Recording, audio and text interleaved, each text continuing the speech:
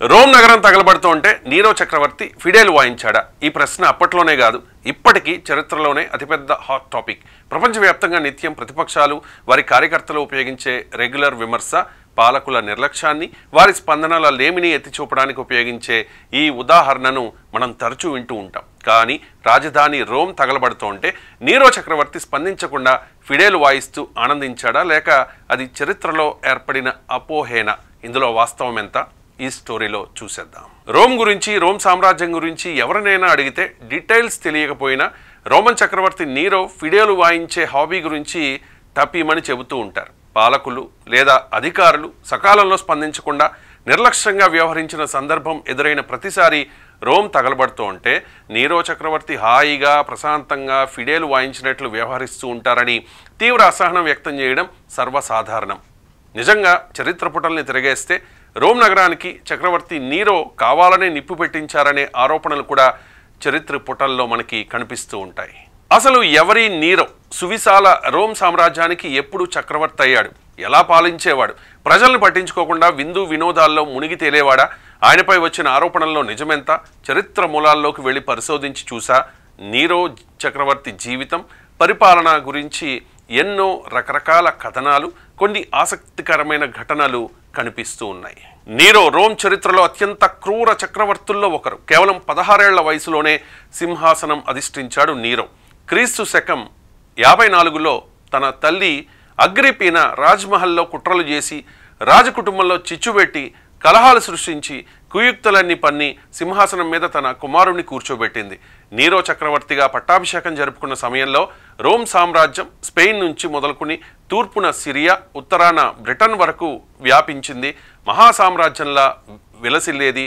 రాజుకు వారసుడున్న అగ్రిపీనా కుట్రల ప్రభావంతో తన సొంత కుమారుణ్ణి కాదని పట్టుమని 16 ఏళ్లు కూడా నిండని నీరోను రోమ్ రాజ్యానికి అధిపతిని చేసింది. అయితే సింహాసనం మీద కూర్చున్న నీరోకు పరిపాలన అంటే ఏంటో తెలియదు. పాలన మొత్తం తల్లే చూసుకునేది. నీరో తల్లి జూలియా అగ్రిపీనా రోమ్ సామ్రాజ్యానికి సలహాదారుగా వ్యవహరిస్తూ రాజరిక వ్యవహారాలన్నీ చక్కబెట్టేది. తల్లి ద్వారా పాలనా వ్యవహారాలు ఎలా ఉంటాయో, ఏం జరుగుతుందో, ఎలా పాలించాలో నీరో తెలుసుకునేవాడు. పరిపాలన మొత్తం తన కనుసన్నల్లో మెలిగేలా చూసుకున్న అగ్రిపీనా కొడుకును ఉత్సవ విగ్రహంలా కూర్చోబెట్టి మొత్తం రాజ్యంపై ఆధిపత్యం చూపించేదే. అంతేకాదు రోమ్ నాణాల మీద చక్రవర్తి నీరో బొమ్మతో పాటు తన చిత్రం కూడా ఉండేలా చేయడం అప్పట్లో సంచలనంగా మారింది. తన కొడుకు ఎక్కడ చేయి దాటిపోతాడోనని అగ్రిపీనా నిరంతరం కలతకు గురయ్యేదని, చివరికి కొడుకుతోనే లైంగిక సంబంధాలు పెట్టుకోవడానికి కూడా అగ్రిపీనా వెనకాడలేదని ఒక చరిత్రకారుడి కథనం. కొడుకు నీరోతో తల్లి లైంగిక సంబంధం పెట్టుకున్నట్లు ఒక చరిత్రకారుడు రాసిన ఆధారాన్ని ఇతర చరిత్రకారులు ఎవరూ ధృవీకరించలేదు. కానీ ఇప్పటి వరకు దొరికిన ఆధారాల ప్రకారం నీరో చిన్నప్పటి నుంచే అధికార సంఘర్షణను చూస్తూ పెరిగాడని, ఆ ప్రభావంతోనే క్రూరమైన నియంతలా మారాడని చెబుతూ ఉంటారు.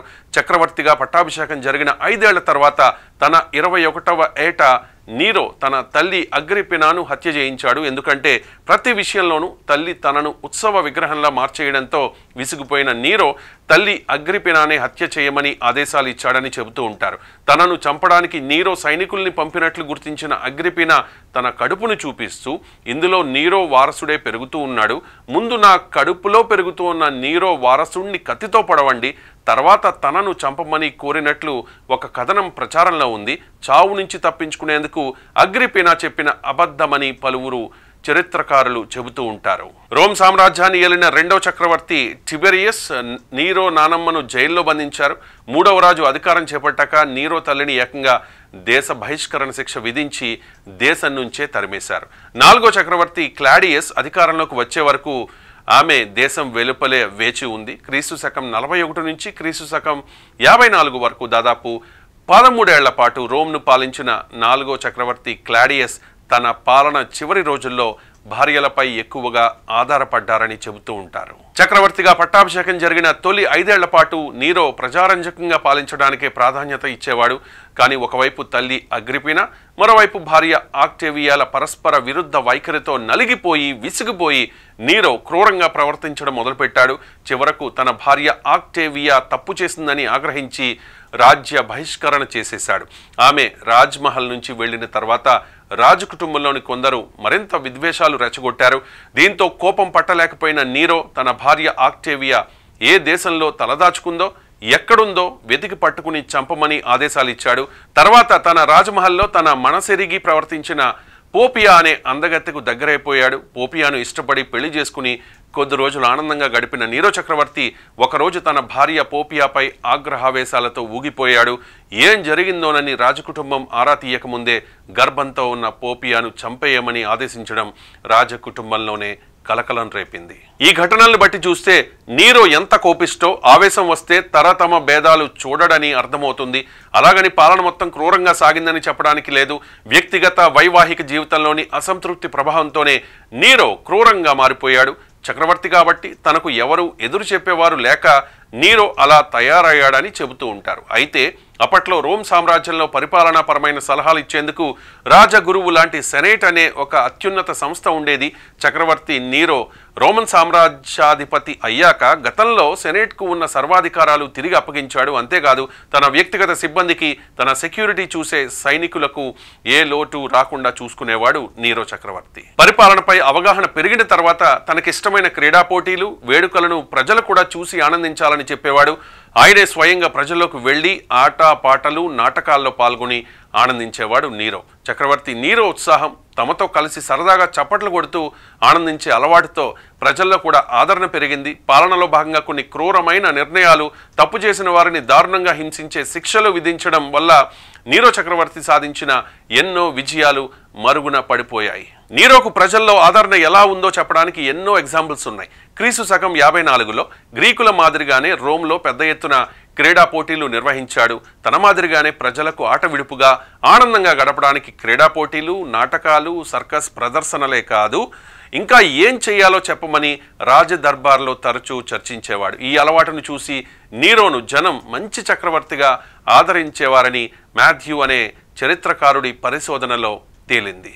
రోమ్ ప్రజలకు క్రీడలు, సంబరాలు అంటే చాలా ఆసక్తి కలగడానికి ప్రధాన కారణం నీరోనే. ఒకవైపు పాలనా వ్యవహారాల్లో ఎంత బిజీగా ఉన్నా తనకు సలహాలు ఇచ్చే సెనేట్లోని అధికార వర్గాలను సంతృప్తి పరచడం గురించి నీరో ఆలోచించేవాడు. రోజువారీ కార్యకలాపాల వల్ల నిత్యం ఒత్తిడికి గురయ్యే నీరో అలసట నుంచి బయటపడేందుకు ఆట విడుపు కార్యక్రమాల్లో పాల్గొనేవాడు. ఇక క్రీస్తు శకం 64లో రోమ్ నగరంలో అతిపెద్ద అగ్ని ప్రమాదం జరిగింది. మొత్తం కాలి బూడిదైపోయింది. చక్రవర్తి నీరోనే రోమ్ నగరానికి నిప్పు పెట్టించారనే ఆరోపణలు వినిపించాయి. రోమ్ నగరం తగలబడుతుంటే నీరో కసిగా ఫిడేలు వాయిస్తూ పైశాచిక ఆనందం పొందారనే వదంతులు వ్యాపించాయి.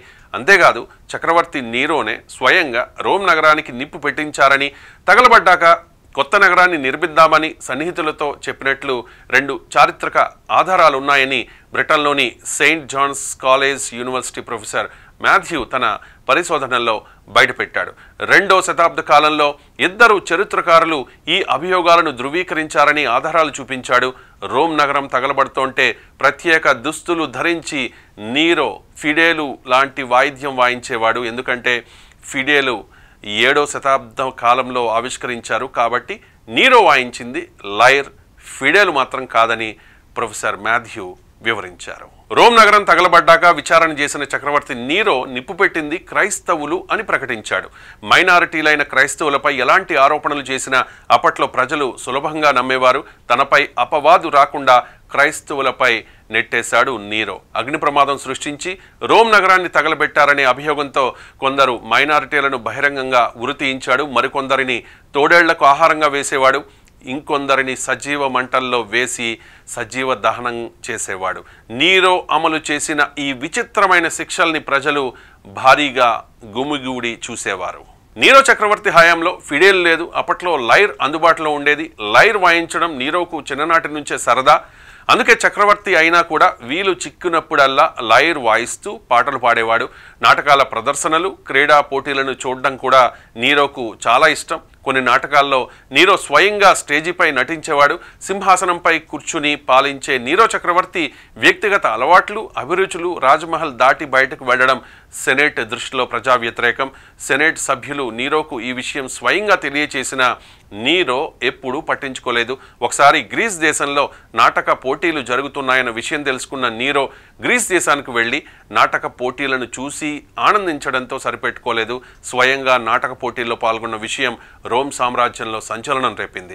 రాజ కుటుంబాన్ని ముఖ్యంగా సెనేట్ను తీవ్ర ఆగ్రహావేశాలకు గురిచేసింది. అయితే నీరో ప్రవర్తన సామాన్య ప్రజలను సంతోషపెట్టింది. నియంతల రాజరిక సాంప్రదాయాలను ధిక్కరిస్తూ పాలించిన నీరో తన 30వ ఏట అడుగు పెట్టే సమయానికి దాదాపు 14 ఏళ్ల పాలనా కాలంలో చరిత్రలో ఏ చక్రవర్తికి రానంత చెడ్డ పేరు మూటగట్టుకున్నాడు.